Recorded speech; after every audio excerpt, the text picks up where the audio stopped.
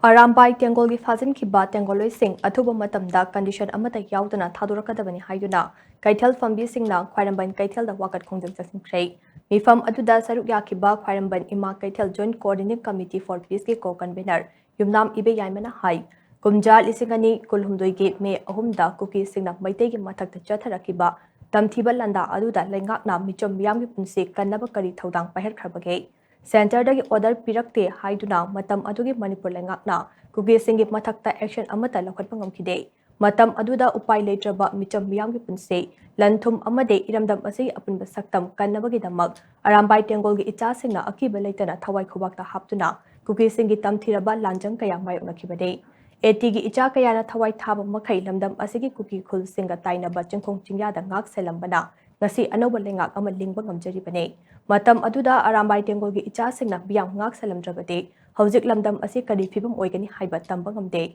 President rule chalai ngai matamda Manipur gi governor na lamdam asida tangdu laitaba hanjilaknaba lokhalakpa khongthang ama oina security force tagi lakhiba khulai yauna atai khuchu khulai seng pikhala u makoi gi mathakta palamba ke seng kakkani haiba wafam thamke wafam asigi matung ina lamdam asigi mama oibi singna sakhi oiduna khulai seng pikhatkibane adubu ngasi fauba kuki narco terrorist singi maikaidagi khulai lokhatpagi mami tadre ngasi fauba kuki narco terrorist singna chotharakliba tamthiraba mihat sing asida lengang action lokhatpa leite aduga lamdam asigi apunba saktam ngaknaba honariba Arambai Tengol gi tengoloi singna phaba punbagi thabak kaya chotharakliba ase mama oibi singna yaba kamloi Manipur lengakna su hiram asida akanba mideng changbiyo miyamgi kholau khangna thabak tobiyu natrabade miyamna lengaki mathakta ihau haurokloi hainingai leite haina mahangna phongdokhe Arambai isa singa tauraiba Manipur government amadi central government yangaiba miyeng se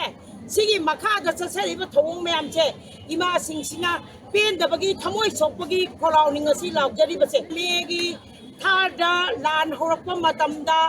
security force amadi Manipur gi laiba India gi laiba punamaksina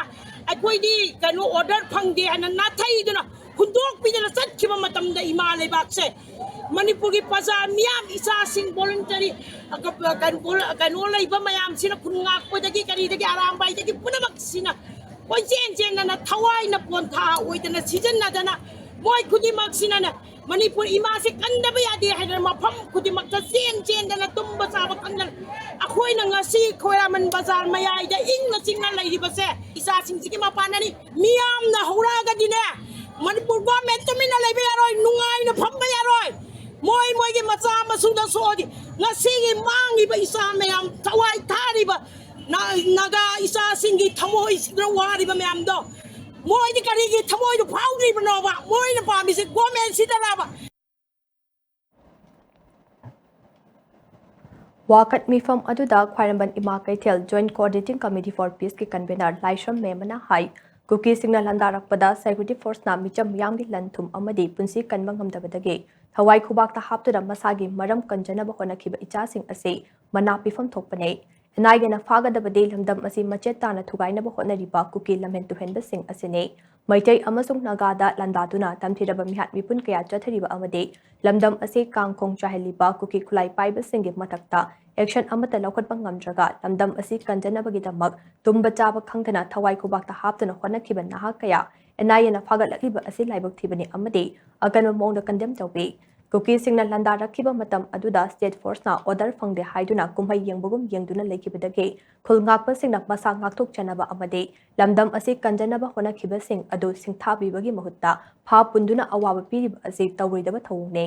Manipur da thokliba irang asida kuki khulai paiba singna ka henba thawung kaya chatharakrabane Nagami cham taruk hatpada jenabani haiba masak khanglaba kuki singi mathakta lengang action amata lokhatpa ngamdana leriba asi peningai oide mara leba sing asigi mathakta ngasi fawa action amata lokhatana leriba asi karigino haibadu government of India amasung government of Manipur da numit 10 gi manungda pakhum pirakadabane madu nattaba tarabade lamdam asi mama oibi singna kaidonungda tumina lethokloi Nagagi micham taruk hatpada jenabani hariba Deputy Chief Minister Nimcha Kipgen gi mapuroiba yauna masak khanglaba sing athubada phagatlu madu ngamdragana luchingba singna chakri konduna leiba adu thadukpiro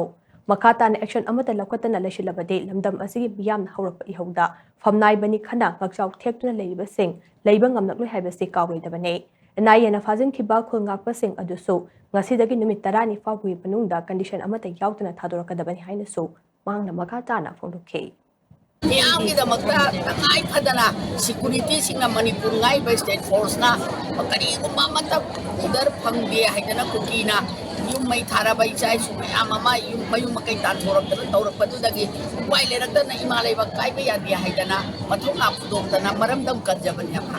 adu ay koy gi iramdam si kadya na bawat na toy bay chay suna haraga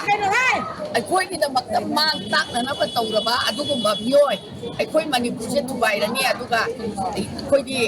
gi iramdam mo na niya ay koy siyempre tanya na taliba sa nga gilam chat pa mapunsi ki mamang daw da utulo da wapam kutuga ngasi baw da kaptra ko na dai nahan mi matong ka nagay silinaw singo adu khanga ba mana ni adu na niya na masakta abaw ka ngasi baw da iya ko menam deste ko mena tumina lay tori si karigino sige wahang sige pa kom mama oy ko niya da numit tanani ni manung pinagkada bani pinagtabatara ka di kadi kita matalebak nga ko nga mo do mo na assembly member o naga chokli pamagalay dino atu ko mamyoy ikoy gi isay su ikoy gi gelongi hala aba bo hawda ikoy gi assembly member singa tumina lebe chok ya roy